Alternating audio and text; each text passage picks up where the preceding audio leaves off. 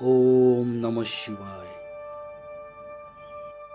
तर मित्रांनो, आज आपण ज्या मंदिराला भेट देणार आहोत त्या मंदिराचा इतिहास चक्क छत्रपती शिवराय यांचे आजोबा मालोजीराजे भोसले यांच्याशी जोडला गेलेला आहे. याच्यामुळे या मंदिराला एक ऐतिहासिक महत्त्व प्राप्त झालेलं आहे. तर मित्रांनो, श्रावणानिमित्त आपण एक सिरीज चालू केलेली आहे आणि त्यातला हा दुसरा व्हिडिओ आहे. तर आजच्या व्हिडिओमध्ये आपण पुण्यातील शनिवार पेठेत असणाऱ्या अमृतेश्वर सिद्धेश्वर मंदिराला भेट देणार आहोत. अतिशय प्राचीन मंदिर आहे. तर व्हिडिओ शेवटपर्यंत पहा आणि आवडल्यास लाईक करा आणि नवीन असेल तर सबस्क्राईब करा. चला मग वेळ घालवता त्या मंदिराचा इतिहास आणि ते मंदिर पाहूया. तर मित्रांनो, अमृतेश्वर सिद्धेश्वर मंदिर हे पुण्यातील शनिवार पेठेत आहे. तर आमच्याकडे आहे स्कूटी, आम्ही स्कूटीने निघाले. तुम्ही त्या ठिकाणी बसने सुद्धा जाऊ शकता. रस्त्याच्या बाजूलाच ते मंदिर आहे. तर मित्रांनो, फायनली आपण त्या मंदिरासमोर पोहोचलेलो आहे. तर समोर तुम्हाला हे मंदिर दिसत असेल. तर या मंदिरात सुद्धा टायमिंग आहे. सकाळी 6:30 ते दुपारी 1 वाजेपर्यंत हे मंदिर ओपन असतं. त्यानंतर संध्याकाळी 4:30 वाजता हे ओपन होतं आणि रात्री 9 वाजेपर्यंत तुम्ही या ठिकाणी या मंदिराला भेट देऊ शकता. तर या ठिकाणी दर्शनाची वेळ सुद्धा दिलेली आहे. मंदिराच्या बाहेर हा बोर्ड आपल्याला दिसतो, याच्यावरती मंदिराचा इतिहास लिहिला आहे. आणि मंदिराच्या आत सुद्धा हा ब्ल्यू बोर्ड आपल्याला दिसतो, याच्यावरती सुद्धा या मंदिराचं जे बांधकाम रचना वगैरे आहे त्याचा संपूर्ण इतिहास या बोर्डावरती आहे. श्री अमृतेश्वर मंदिर समूहात एकूण 6 मंदिरे आहेत.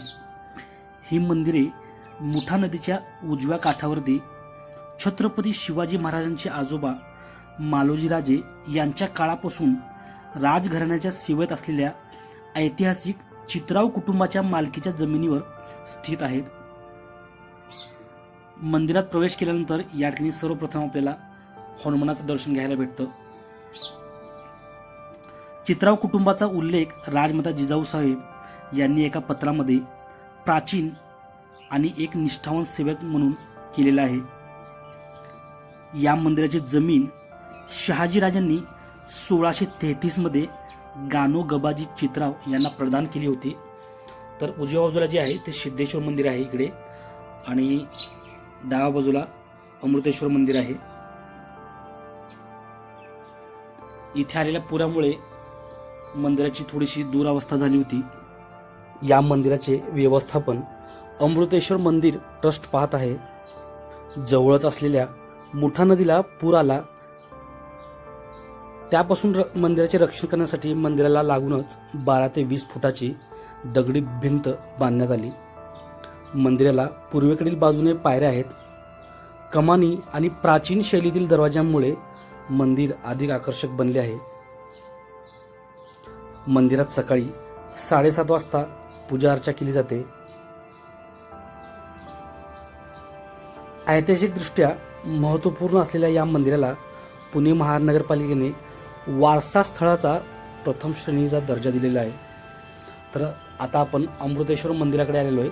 अमृतेश्वर मंदिर हे स्थापत्यदृष्ट्या सर्वात विस्तृत आणि आकाराने सर्वात मोठे मंदिर आहे. हे मंदिर पांडुरंग भट्ट चित्राव यांनी 1778 मध्ये बांधले होते. पुढे 1791 मध्ये पांडुरंग भट्ट यांनी हनुमान मंदिरही बांधले. व्हिडिओच्या सुरुवातीला आपण आतमध्ये आल्यानंतर जे मंदिर पाहिलं मारुतीचं, तेच ते मंदिर आहे. अमृतेश्वर मंदिरात आल्यानंतर या ठिकाणी श्री गणेशाची मूर्ती दिसते आपल्याला, शेंदूर लेपवलेली. या ठिकाणी देखील छोटीशी मूर्ती आहे.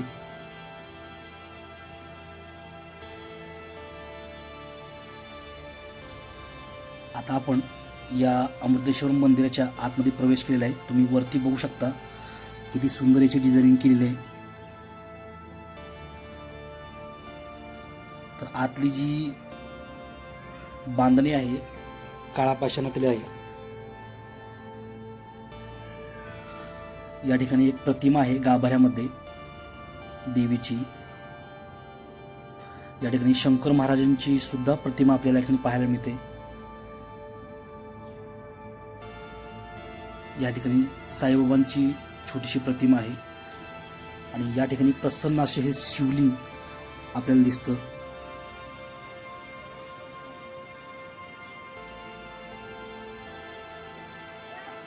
ओम नमः शिवाय. तर दर्शन झालेलं आहे आपलं. आता आपण थोडंसं बाहेर आलेलो आहे. तर याच मंदिराच्या जवळजवळ छोटी छोटी ऐतिहासिक मंदिर आहेत. तर ते पण आपण पाहणार आहोत. तर याच अमृतेश्वर मंदिराचं दर्शन करून बाहेर आल्यानंतर या ठिकाणी श्री राम मंदिर दिसतं. हे जे मंदिर आहे हे मंदिर गानो गबाजी यांनी 1673 मध्ये बांधले आणि हे राम मंदिर अमृतेश्वर मंदिर समोरील सर्वात जुने मंदिर आहे. काळाच्या ओघात मूळ मंदिर नष्ट झाले आणि आज दिसणारे जे मंदिर आहे नंतरच्या काळात त्याच जागेवर पुनर्बांधणी करण्यात आली. एवढा प्रकोप होऊनही आतली जी आपल्याला समोर श्रीरामाची संगमरवरी जी मूर्ती दिसते ती जशीच्या तशी आजही जतन करून ठेवलेली आहे. हे एक वैशिष्ट्य म्हणावं लागेल. तर राम मंदिराचं दर्शन घेऊन झाल्यानंतर आता आपण सिद्धेश्वर मंदिराकडे जात आहोत. तर मंदिराच्या बाहेरच या ठिकाणी काळा पाषाणातील नंदी आपलं लक्ष वेधून घेतो. याच परिसरामध्ये विठ्ठल रुक्मिणी सुद्धा मंदिर आहे, पण त्या ठिकाणी थोडंसं पडदे वगैरे लावलेले आहेत, आपण जाऊ शकलो नाही. गानोगबाजी यांचे नातू शिवराम भट्ट चित्राव हे प्रसिद्ध वैदिक आणि विद्वान होते. त्यांचे एक शिष्य अबोजी नाईक बारामतीकर ते पेशवा कुटुंबाचे जवळचे नातेवाईक तसेच पेशवांच्या दरबारातील प्रमुख सरदार होते. आपल्या गुरूंच्या नावावर असलेल्या जमिनीवर अबोजी नाईक यांनी 1738 मध्ये हे सिद्धेश्वर मंदिर बांधले आणि ती जमीन गुरुदक्षिणा म्हणून त्यांना अर्पण केली. सिद्धेश्वर मंदिरात आल्यानंतर या ठिकाणी आपण शिवलिंगाचं दर्शन घेतलं, त्यांना दूध वाहिलं. तर याच सिद्धेश्वर मंदिराच्या गाभाऱ्यामध्ये छोट्या छोट्या मूर्त्या आहेत. या ठिकाणी आपल्याला श्री गणेशाची मूर्ती दिसते. अशा अनेक छोट्या छोट्या मूर्त्या या ठिकाणी आहेत. या ठिकाणी एक छोटीशी मूर्ती आहे.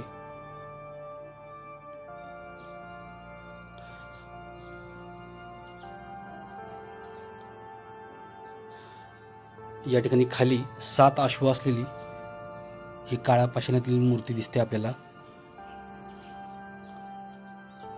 अतिशय भक्कम बांधकाम या मंदिराचं आहे.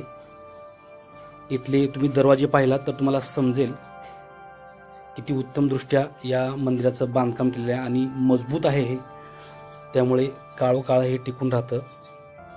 तर एकूण 6 मंदिराचा समूह या ठिकाणी आहे. अमृतेश्वर मंदिर, सिद्धेश्वर मंदिर, विठोबा मंदिर, राम मंदिर, हनुमान मंदिर आणि लक्ष्मीनारायण मंदिर असे 6 मंदिराचा समूह आहे. त्यातलं जे लक्ष्मीनारायण मंदिर जे आहे ते पुरामुळं आणि निसर्गाच्या इतर प्रकोपामुळं टिकू शकले नाही. त्याची बऱ्याच वेळा पुनर्बांधणी झाली पण ते काही टिकले नाही. तर असं हे प्राचीन आणि वैशिष्ट्यपूर्ण मंदिर आहे पुण्यामध्ये. तुम्ही नक्कीच या ठिकाणी या श्रावणामध्ये या मंदिराला भेट देऊ शकता.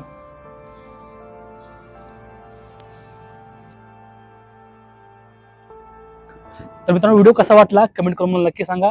आवडला असेल तर लाईक करा, शेअर करा आणि नवीन असाल तर सबस्क्राईब करायला विसरू नका. भेटूया पुढच्या आठवड्यामध्ये एका नवीन व्हिडिओसह. तोपर्यंत काळजी घ्या. धन्यवाद.